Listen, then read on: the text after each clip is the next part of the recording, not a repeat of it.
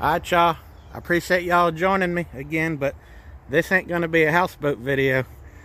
I've got the truck hooked to the trailer, and I'm about to head to DeLand, Florida, which is about 2 hours south of me, to get a toy that I've wanted for about 7 or 8 years. So if y'all stick with me, what I'm gonna do is I have to go through Salt Springs on the way down there, which is where I want to camp on that houseboat at when I get it done. So I'm going to show you guys the Salt Springs boat ramp, being I have to go past it anyway, and give y'all a little tour of that. And then I'm going to continue on down to DeLand, go meet this guy, and get this toy that I've been wanting. So I know this is a little bit different than I normally do, but hey, this is Zach's random projects, right? It could be random anything. I could be working on a houseboat. I could be cooking burgers on the grill. You never know. So, but anyway, thank you guys for suffering through my videos. All right, we'll get on the road here in a little bit. Before I forget, Fat Baby wanted to tell y'all hi. Say hello, Mr. Wiggies. All right. Folks, if you got a little shit gas car, don't fill the damn thing at a freaking diesel pump. There's 97 damn gas pumps over there, and this guy in the little freaking Prius has got to fill his shit at a diesel pump. Alright, we on the road. Got an empty trailer following us. Hopefully it'll have a new toy on it on the way back. Alright, y'all, we're on Highway 19, 10 miles of Salt Springs. Alright, y'all, we made it into Salt Springs. There's a little plaza with a little place to eat in there. Salt Springs Square. The boat ramp I always go to is right up here on the left. Let's see. Here's Salt Springs Park. That's actually where the Salt Springs spring head is. But we go on past there. We go down here. We go on just past the Salt Springs Park, past this grocery store, and the boat ramp is on the left. Let's see if it's open. It should be, unless like the ramp is flooded or something like that. We've been getting a lot of rain. Alright, the gate's open, so we're gonna pull in here. I'll show you the branch I'm talking about. Why I had to, excuse me, why I had to cut the upper helm off my boat is because a branch down here in particular. A lot of these branches are low, but there's one in particular here. I'm gonna shut this off till I get to it. All right, here we are. Ooh. It's this branch right here. They just put a sign out that says caution, low clearance. That didn't used to be there. But that branch right there is the whole reason I need to cut the upper steering helm off my boat. And it's true, you can go around right here, but during the summer this place will get real busy, and and the trucks and trailers will park all the way from the boat ramp way up there all the way down this side with empty trailers. And you wouldn't, if you had went around this boat ramp earlier in the day, if there wasn't any trucks and trailers parked here, you wouldn't necessarily be able to get back around it at the end of the day, because this whole area is a truck and trailer parking area. And the man refuses to cut the limb down because it limits the size of the boats that come in, and it limits how many boats come in. So that's a little explanation, because I've had a bunch of people ask me, or not a bunch, but I've had a handful of people ask me, why in the world would you cut the steering helm off the top of the boat? Well, that's the reason why. When I come through here with my pontoon boat and my bimini top is up, I can flip the little light up on the top of my bimini top, and my light will get flipped back down because it hits that branch when I come through on my pontoon boat, or with my pontoon boat on the trailer. So, but anyway, we love this ramp. We come here all the time during the summer. Me and my wife and our friends, this is our favorite little party spot. I'll drive you on down to the ramp and show you. Here's a little boat ramp area. All kinds of parking along both sides here. But this place will get slam packed and you'll have to park all the hell the way, a quarter mile away out at the hard road. But you come through this little circle drive right here, come this way, and then back your boat down the ramp here. And I'll show you the spring head. That's it. Just back down the ramp and just come right over here to those bobbers. The white bobbers are something new. Those didn't used to be here last time I was here, but typically those white bobbers are not there. It's only those red floats, and they got ropes in between each red float. And on the other side of the rope is the actual spring head, but all the boats hang out here. So, but those white bobbers have never been there before, so I imagine that's ropes going through them white bobbers too. I don't know, maybe they don't want you to go in there no more for some reason, who knows. But I guess we'll figure all that out whenever we take the pontoon boat out for the first time, probably here in a couple weeks. But anyway, this is Salt Springs Run. It goes 6 or 8 miles out to Lake George, and it's true, I could put that houseboat in at a handful of other ramps, and I could go around Lake George and then turn into the Salt Springs Run and come 6 or 8 miles up Salt Springs Run to get to this spring. However, there's been a handful of times when I've put when we've tried to go one way or the other on Salt Springs Run, and the pontoon boat was churning up mud on the bottom because the water was so low. So I know that houseboat is way heavier than my pontoon boat. So if the pontoon boat churned up mud off the bottom and barely wants to go, the houseboat has probably got 0 chance of making it down the run when the water's low. So that's why it was so important for me to be able to make it under that branch. But hopefully this is where I want to camp out on the houseboat for the first time when I get it all done. I've got buddies that's got houseboats and stuff, and at the end of the day, when all the 100 boats leaves, they're left in the springs, you know, just a couple, 2 or 3 houseboats continuing the party and cooking out on the roof of the houseboat, you know, and having margaritas and all that. I want to do that. So that's why I jumped on the chance to get that houseboat. So, all right. So now that you've seen that and I've explained all that, I'm going to make my way down to DeLand and get this toy and load it up on the trailer. Thank y'all for sticking with me so far. See it in the side view mirror?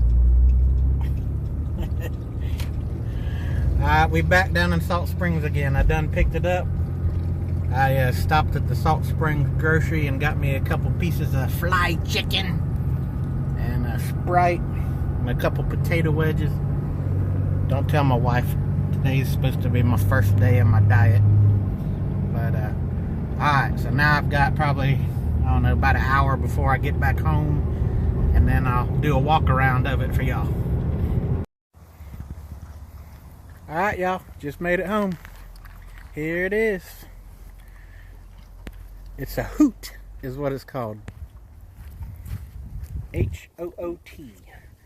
ETV stands for Extreme Terrain Vehicle. That's what they call it. It's kind of like an Argo, except for you sit on it like a four-wheeler. Turn the handlebars left and right.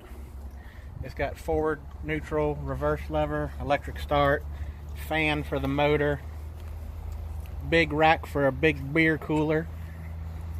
And I test drove it and everything, and there's little things I need to do to it. It kind of pulls one way, and I need to investigate that. There's probably just like a little steering cable or something needs to be adjusted in it.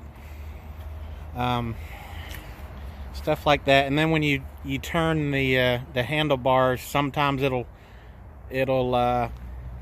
like it locks. Say you turn the handlebars left, it locks the brakes up on the left hand side, but the right hand side still keeps turning, kind of like a skid steer. And sometimes you turn the handlebars and it'll turn on a dime, and other times you turn the handlebars and it kind of turns but would rather keep going straight. so that's got to be sorted out. It's got a 15 horsepower Kohler side shaft engine on it, 4-gallon gas tank. The tires are 22 11x8s, and they're pretty new. All 6 of them look like they're new. I ain't got the tits on them, but they're definitely not dry rotted, and they got good good rubber. I'm excited. Not super crazy about the green, but hey, beggars can't be choosers. I'll tell y'all something. It's just a stroke of luck that I ended up with this thing. I might have mentioned in the earlier video, I can't remember if I mentioned it earlier this morning, but I think I said that I've been looking for one of these for 6 or 7 years. Well, on the way down to DeLand, I got to thinking, I've been at GRU for 14 years, and the first 4 years I was there, I was an apprentice, and I know I wanted one of these back when I was an apprentice, so I've probably wanted one of these things for 10 years. They don't make them anymore. I think they're made in Canada. I'm not sure about that. I'm pretty sure if it ain't in Canada, it's somewhere up close to Canada. But they've not made them in a number of years. This is a 2000, and but anyway, let's give her a walk around. Got a little, I don't know, kind of looks like a little flimsy tow hitch on the back.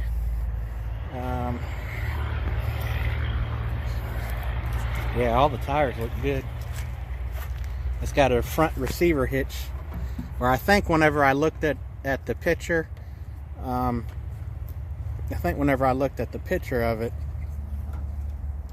it had a winch on the front, but it don't have a winch now, so guess I wanted to keep the wrench. Anyway, I was saying it was a stroke of luck. I ended up, sorry, I'm all over the place because I'm excited, but I've wanted one of these forever, and we went riding at Possum Creek this past weekend, and I was telling my buddy Rob that I was thinking of getting an Argo, and Rob said, well, you should see this thing I seen on Facebook Marketplace. It kind of looks like an Argo 6x6, but you sit on it like a 4-wheeler. I'm like, dude, is it a Hoot? And he's like, I don't know what it's called. I'm like, well, can you look it back up on Facebook for me, and let me see the picture? And he pulled it up, and I'm like, holy shit, dude, I've wanted one of these for years. And he looked it up, and he said, well, ain't nobody bought it, it's still for sale.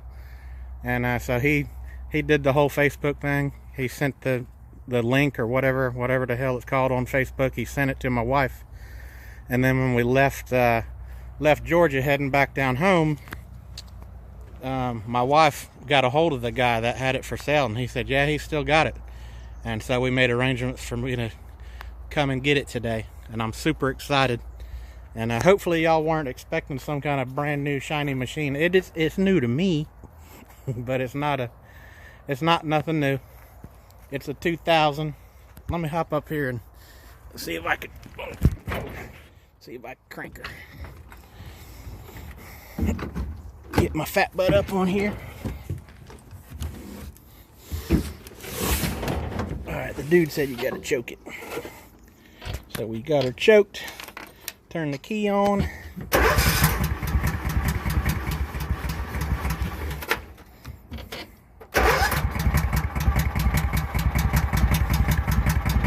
There we go. Oh man, gonna do this to me on live video. There we go. Oh, by the way, he did give me a brand new carburetor and an owner's manual and all that. So I can see right off the bat there's gonna need to be a beer holder put here. One of them handlebar beer holders. Alright, let me see if I can't get this thing off the trailer or give it a spin around the yard. Alright, I got the phone set up on a little tripod here on the car hood. We'll see what a big fat ogre I look like on this thing.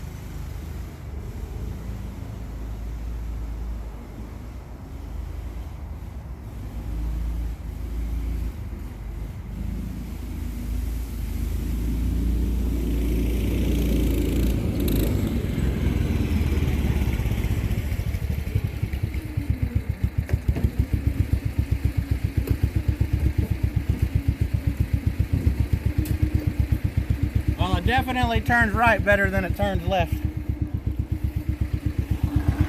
Check it out.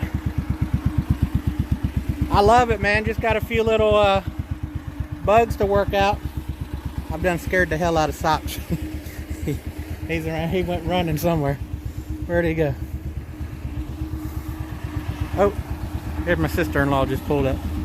I don't know. Oh, there he is. Socks. Daddy didn't mean to scare you, buddy.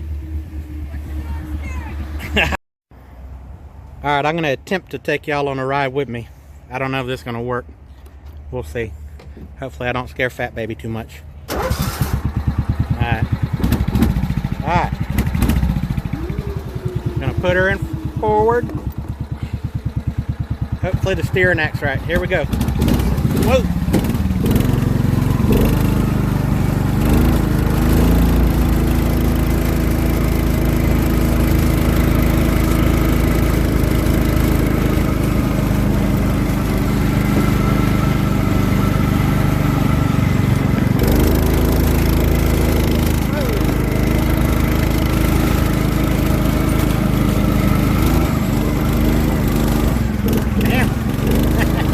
It's kind of hard to do with one hand. That's my bonfire pile. Need to burn it. Don't judge me.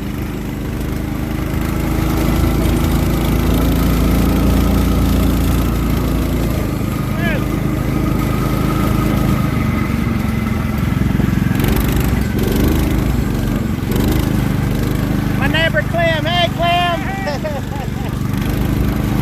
I got the best neighbors, y'all.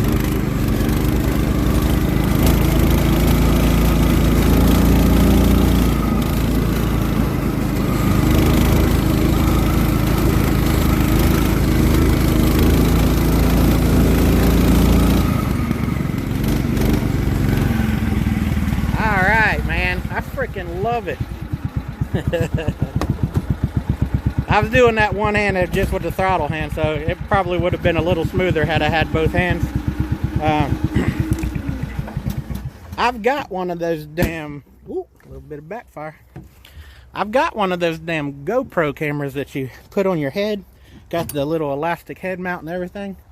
Even bought like a damn $1,000 freaking laptop for downloading videos off the GoPro onto the camera, or I mean onto the laptop, and I've got no freaking clue how to do it. They've got to dumb down that shit for me to to figure out how to do it. So every video you ever see of me is done with the phone. All the little things up in the corner that says Zach's Random Projects and thanks for watching and all that crap is done on my phone. Damn GoPro is too damn complicated for me. But all right, well, the wife should be home any minute now, and she's probably dying to to ride this thing, and she's probably going to get onto me for leaving tracks in the yard.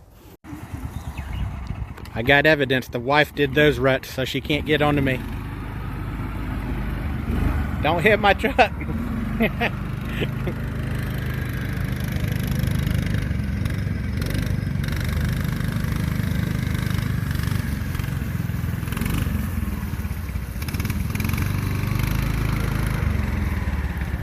Now take it for a spin around the house going that way, because it turns better right than it does left for right now. So just remember when you go out in the road, there you go. Yeah, spin it back up, guys. She's having a ball. I can see right now this is going to be hers, and I'm going to inherit her side by side.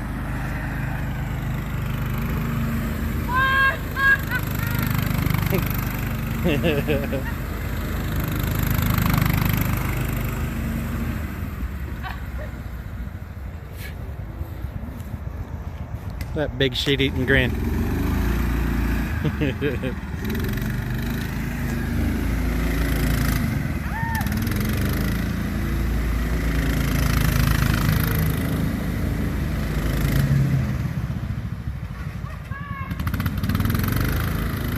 Oh, here's our neighbor from down the road.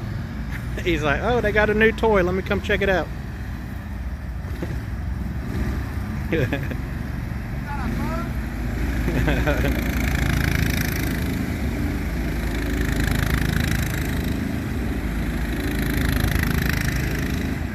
guess you're just gonna do donuts in the yard.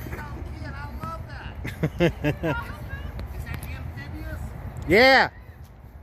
That's my neighbor Maurice from down the dirt road. He's pretty cool.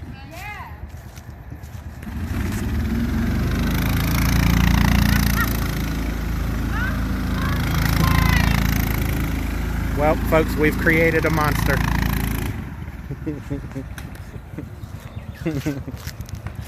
Alright, I'm going to let y'all go. I appreciate y'all watching, man. Y'all have a good work week and be safe out there.